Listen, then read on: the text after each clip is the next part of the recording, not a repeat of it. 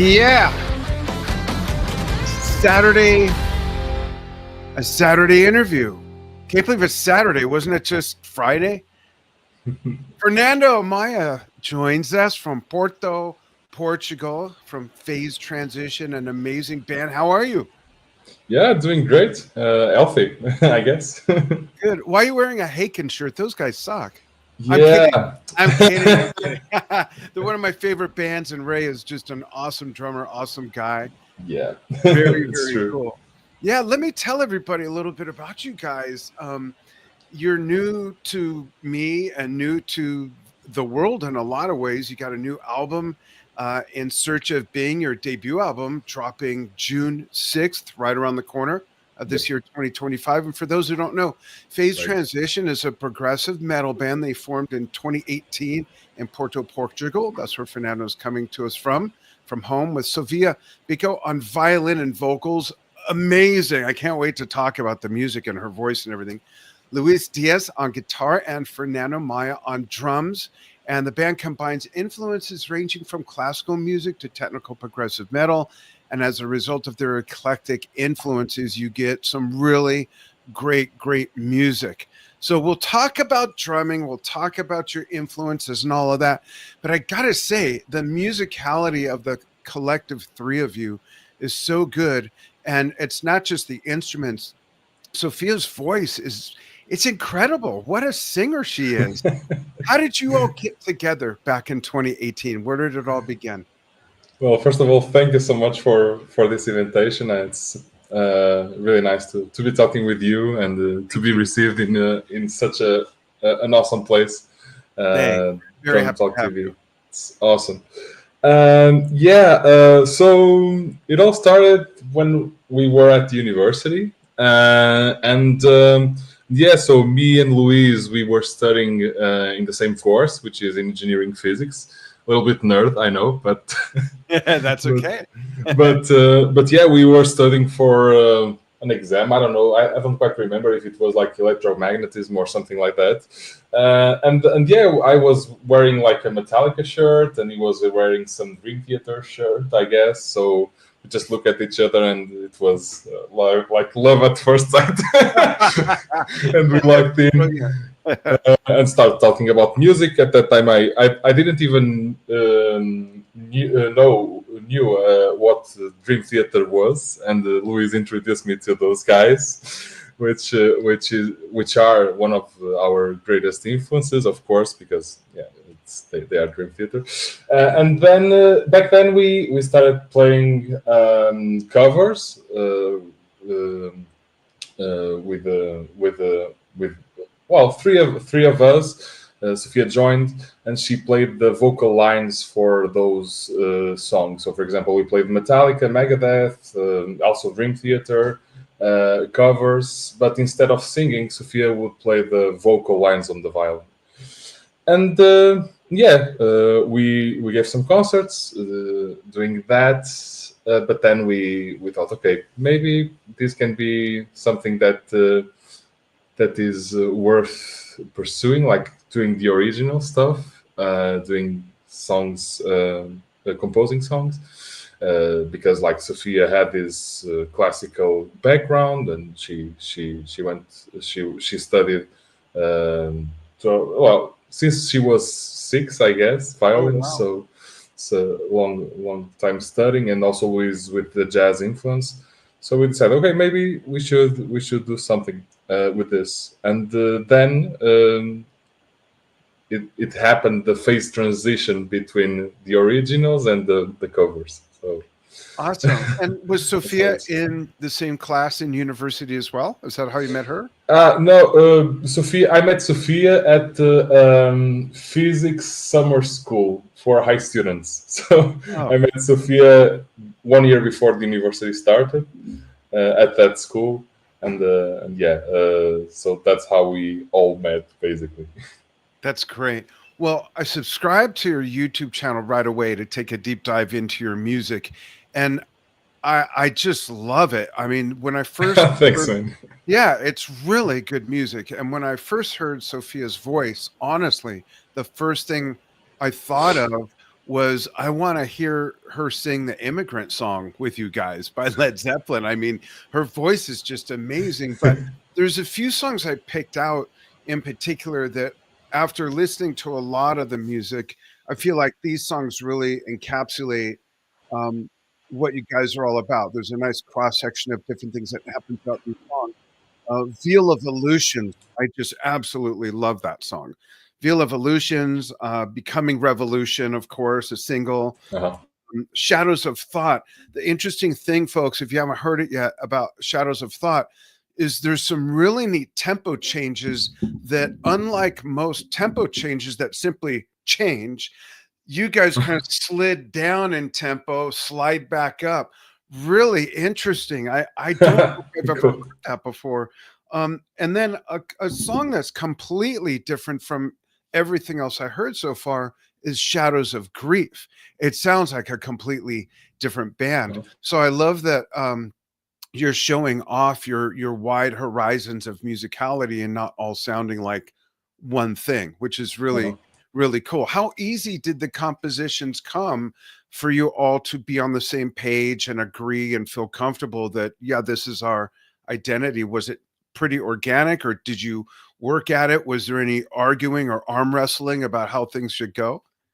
Yeah, I think we try to keep everything like we all bring these different types of backgrounds, and you can see, like you just said, these different songs have different vibes and different ways of exploring things. Yeah. So we try to explore those things, those little things that make each other different, Hmm. and that's why I think that adds to the music, I would say. So yeah, we all like different things. We all have different backgrounds, but yeah, then we it's a challenge to combine all these different things. Yeah. But I think that yeah, for this album, it's been great. I mean, the reactions are being good, That's and great. yeah, but yeah, regarding the composition process, it was a little bit so there are like two songs that I started and I did the structure. There are some songs that, for example, in the last EP, Sophia made the whole song, and yeah, but in the long run, I mean, doing the album was something that was like a collaborative process, and we managed to do that. So That's it's great. nice. Yeah. That's great. I want to show off some of your drumming. We have a clip here that we'll play some of. This is like a drum cam shot, which is cool. And the Cool. volume's a little lowish, folks. So go ahead and crank it up. Check it out. Fernando Maia on drums with Phase Transition Live.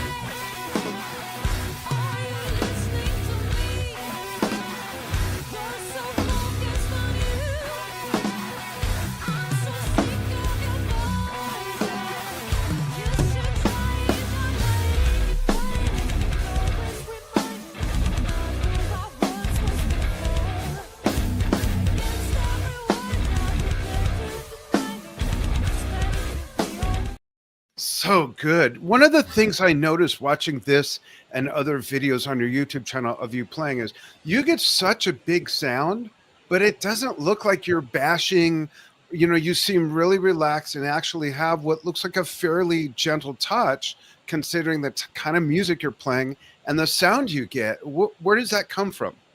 Well, maybe because I am like I don't know how to convert that into feet, but I'm almost 2 meters height. Oh, okay. So So you're I'm about a very big guy. okay. It doesn't look like, but maybe that's the thing. But of course, practice is something that also helps. I would say that, for example, I can remember because I started playing drums like for real. Let's say very recently. It was like almost when the band started. So I'm kind of new Oh, in a wow. sense. Yeah, I'm kind of new. But yeah, I had classes when I was 13, and actually I started playing the drums and starting to have classes because of Guitar Hero. Like when Oh, wow. the band hero thing came up, like so yeah. At that time before like a few months, like half a year more or less before we recorded the first ep, I didn't know what a rim shot was. So then yeah, I had classes with several drummers, especially Diogo Mota from Nigeria, a band Yeah. from Portugal, and yeah, I started to learn like all these metal things and metal vocabulary, let's say, Yep. in order to like at least be a little bit prepared for the performance of that EP. Uh, but yeah, I mean that's a work that is still ongoing. That's great. It always keeps on going. It's a process, I would say. Yeah, I, definitely. It's an yeah, ongoing journey learning to play an instrument. It's never ending if you choose to keep learning. There's no end like, okay, I'm done, I've learned it. There's no such thing. yeah, Someone could say I'm done learning, but they will have never learned everything. It's just endless. for It sure. really is. Yeah. Yeah, it is, and yeah, one key aspects that I still work on is consistency, and yeah, I always try to improve it. So yeah. That's great. Who are some of your other drumming influences? Well, yeah, I started as a teenager. I was in my 30, yeah, when I was 13. Yeah, I started to listen a lot to Metallica.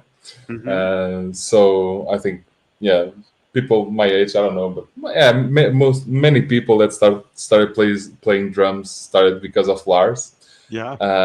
and yeah, is a little bit yeah. People talk a lot about him, but I think like he's I see it as a drummer, but not only as a drummer, like as a band member. What he has done in Metallica is something very truly unique. And I started with that, so for me it's very special. Lars, it's very special for me because of that. But I also like when well, I was completely into Metallica at that time, but then I started to listen to other things like really out of the spectrum, such as like Pink Floyd Hmm. and Radiohead, this kind of stuff. But of course, listening to Pearl Jam, Foo Fighters, Nirvana, and Great. also like Avenged, yeah, all those kind of Yeah. bands that appeared. I was born in '98, so yeah, those bands. Yeah, I could listen to. So yeah, those were my first. It was my first contact with metal, with this genre. So yeah, but regarding drummers themselves, I mean, what I think, like when I am composing music, I always think about like the music itself and not like the technique. Hmm. Um, but of course, there are things that I of course needed to sneak peek and to I mean I like to see things that I like to see. For example, I love to see Virgil Donati playing. I love to see, of course, Ray from Haken playing, Yeah. and I'll like the Chad Smith, and also my father listened to a lot of Phil Collins, and you have this from here, this from that. That's smart. Matt from Animals as Leaders is also, yeah, I really love him playing uh, just for itself. But yeah, then you have like the Mike Mangini and also Mike Portnoy with all of this musicality and also like the state of being in a band and comprehend that. I think, and also for me, like Mike Portnoy said in a recent interview that first uh, first it came the melody, then the harmony, and only then the drumming. Ah, So I really resonate with that because yeah, music is music first of all, and then yeah, the technique is afterwards, I would say. yeah, absolutely. What is the music scene like in Portugal, Fernando? Yeah, so regarding metal, like metal bands, there are a lot of metal bands actually in Portugal. You Mhm. wouldn't expect such a high number of metal bands in Portugal, but there But are a there's a lot. lot? Yeah? Yeah, yeah, Wow. it's more than 100, I would say. Wow. So there is a lot of music being produced in Portugal, which is kind of great. Of course, in the progressive scene, it's not that big. I would say, like for example, if you go to England or even like Germany, Yeah, of course, or even States, of course the market is bigger. But yeah, there are a lot of metal festivals in Portugal also. So yeah, the scene, I would say that is not small. that's great. And yeah, and we have like you probably know Moonspell and also Garia. Yeah. Those are the two main reference bands that that that went abroad. So we are expecting that more bands go abroad. So what's it like being in Portugal, growing up there, being so young and having an album that's gonna basically drop all over, right? Yeah, yeah. So growing in Portugal, I can tell you that that is yeah. Comparing to Sweden, we have more sun. That's for sure. Yeah. That's for sure. And also we have great food. I cannot complain. Right? But yeah, I'm actually fortunate to live in one of the biggest cities of Portugal, which is Porto, and Porto? then Yep. here we have a very broad offer of musical schools and education, and especially in Portugal, education is in a, I would say, not a very bad state. I think it's really good, and if you want to pursue music, you have some opportunities starting at young ages. So, for example, Sofia, she studied classical music, and I mean, it was all financed by the government, like from really early age, Oh, wow. till she turned 18. And then she continued to study like jazz vocals, and it was also financed by the government. So there are Wow. some opportunities for young people to study music in Portugal, and I think that's a very good thing. Absolutely. I want to play the clip again of you guys playing, and I'm going to let it play a little bit longer. But before we play that, and folks, if you didn't see that in the beginning, hang out for a minute. You got to see this. This band is just so good. And one of the things I love about your guys' music is it's very fresh. You can hear a lot of the influence that we've talked about and that I've read about, but it's a three piece, you on drums, Sophia on vocals and violin, and Luis on guitar. Who's playing the bass in the studio? Is that also Luis? I think I saw him do a playthrough video on bass. Yeah. Yeah, so basically, for this concert, we actually are playing with Pedro Yeah, I Coelho. was going to ask you who was playing live Yeah, in the. yeah. Pedro Coelho is playing live. For the studio version, we have nice plugins that do the job. Okay. Wow. I never would have known that. Yeah, Wow. yeah, but yeah, they are really nice. They were yeah. It's basically a ding wall recorded in every single possibly note and slide, so it's a very nice plugin. And yeah, but regarding all the instruments were of course played in the studio, Yeah. including the drums, including the guitars, including the voice, violins, etc. So yeah, but the bass was the only one that was let's say played by the MacBook Pro. Well, here you are live with a live bass player, and I'm going to let it play longer than I did before because I can't pick it up from where it was. Just a weird thing here in our Okay. program in StreamYard. But I want people to hear the full band when Sophia kicks in with her voice as well. So, folks, check this out. Notice Fernando's light touch, but big sound.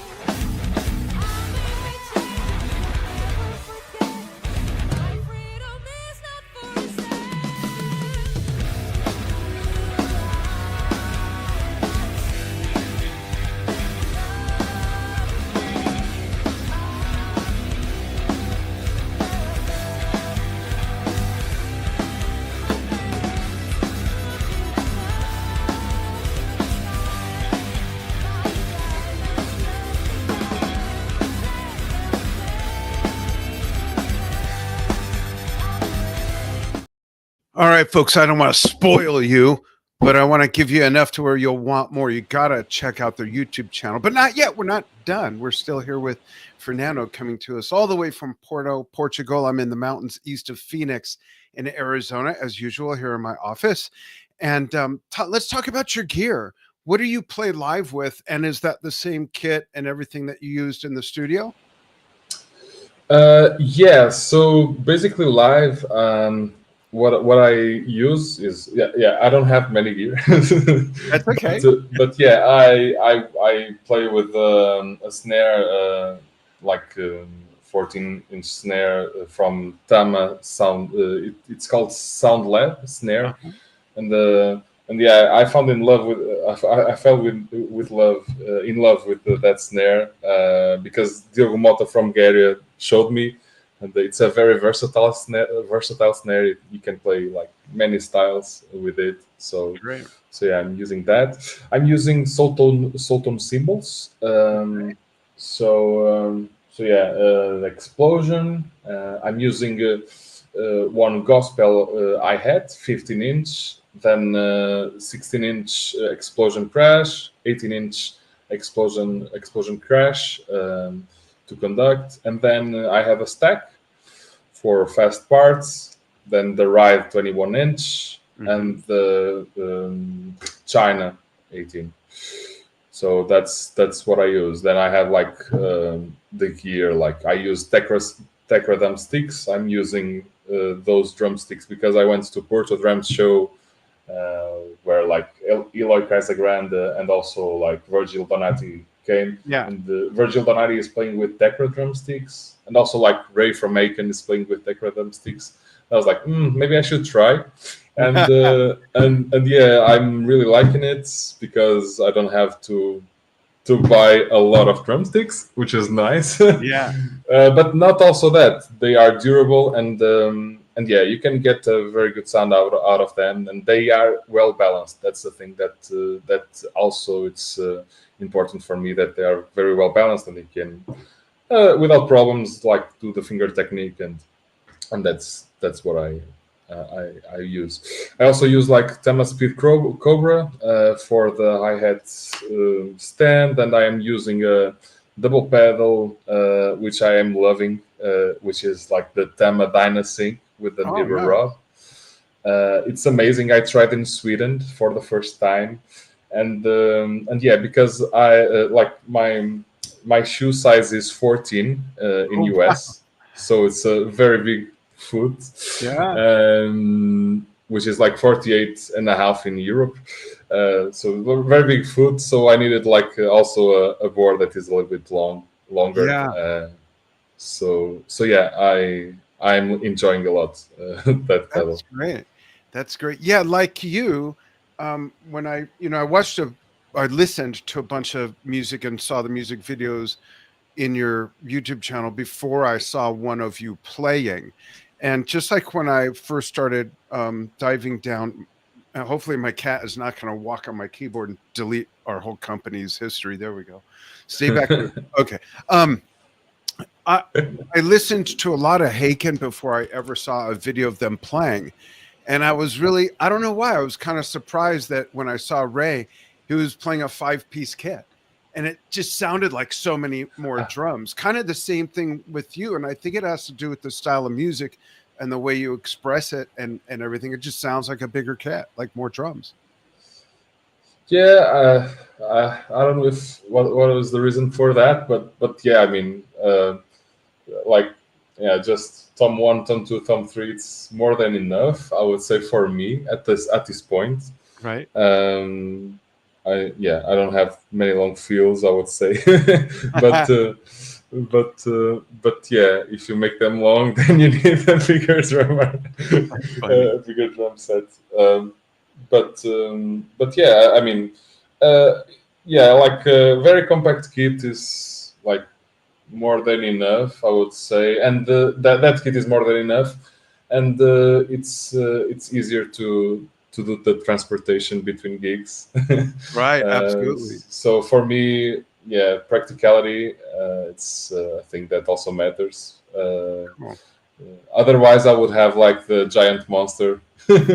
Yeah.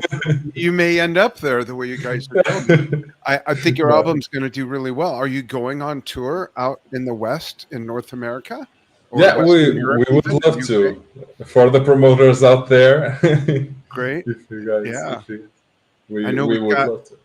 yeah, we initially got your info from Roey. We appreciate that, Roey. And it's just really great music. I would love to see you guys out here.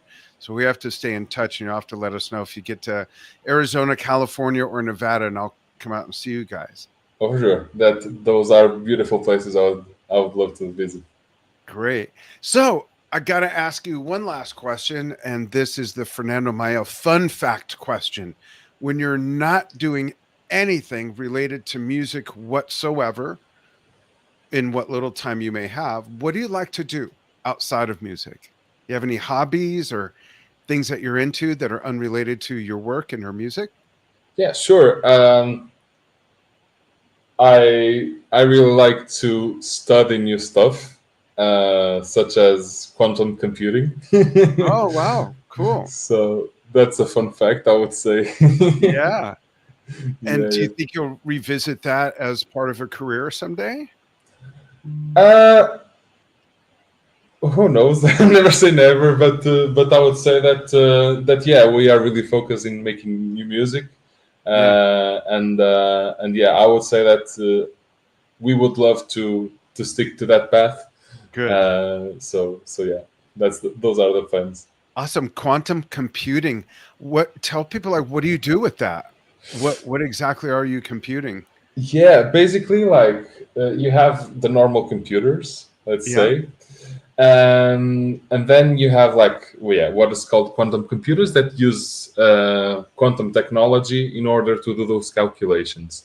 The computers can offer an advantage doing specific calculations, so that, for example, calculation that would take millions and millions of years will be done in, for example, one day. Wow. Does this So relate mostly to engineering and science, basically? yeah, exactly, yeah, exactly. Wow, interesting. How long has that been around? Is this fairly new? Yeah, quantum computing like is fairly new, and IBM released an open source type of program, quantum computer, so everyone could access in 2016, and now we are seeing more headlines saying like, okay, maybe we'll get through quantum supremacy, and like you have this Google releasing new quantum computing chips, and also Microsoft.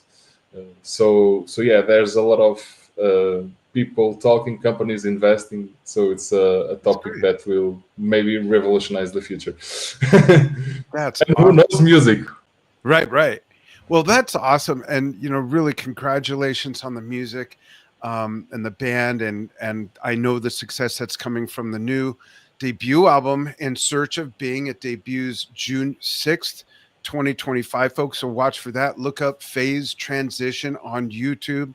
Check out their channel. Lots of really great videos, great music there. And this is it. Also, by the way, the EP that you guys recorded, relatively speaking, that was a year of work, and that was recorded, produced, and mixed and mastered by a guy who's not that lazy, apparently, Alfonso Aguiar, at Yeah. Titan Forged Productions. Is that also who did this full debut album that's coming out? Yeah, so, no, actually, Afonso did the first AP and also did the single "Your Guide," Okay. and yeah, we really like working with them. But then Daniel Cardoso, the drummer for Anathema and now Weather Systems, Yeah. he also know he produces a lot of music, and we thought it would be a great option for us to mix and master this album. So I recorded the guitars. Luis played, of course. I cannot play, but I recorded the guitars. A friend of ours, Pedro Calhas from Moonshade, recorded the drums, Mhm. and the drums, vocals, and violin. And then we send everything to Daniel Cardoso, and yeah, we are very satisfied. He's very professional, great guy, so we couldn't be more happy. And now he's Great. touring with Weather Systems. He's going on tour. So if you guys have a change to go there and to watch him play, because he also plays really well. So Great. it's good. That's awesome. Well, check it out, folks. Watch for that. Fernando, thank you so much for taking time to join me here on your first Drum Talk TV interview. We'd love Awesome. to stay in touch, follow your career, and you're welcome to come on anytime and promote whatever you have to promote or just talk about anything music related that you want to talk about. Hang on the line with me after we say goodbye to the audience. And folks, thank you so much for joining Fernando, Maia, and myself here on Drum Talk Thank TV you. for his first interview. You got to check out Phase Transition. Really, really great, fresh, new music. Sophia Bako on lead vocals, well, on vocals, all the vocals, and violin. And you got Luis there, Diaz on guitar, and Fernando on drums. Just a great, great band. So check it out, folks, and we will see you again soon with more fun on Drum Talk TV. Thanks, everybody.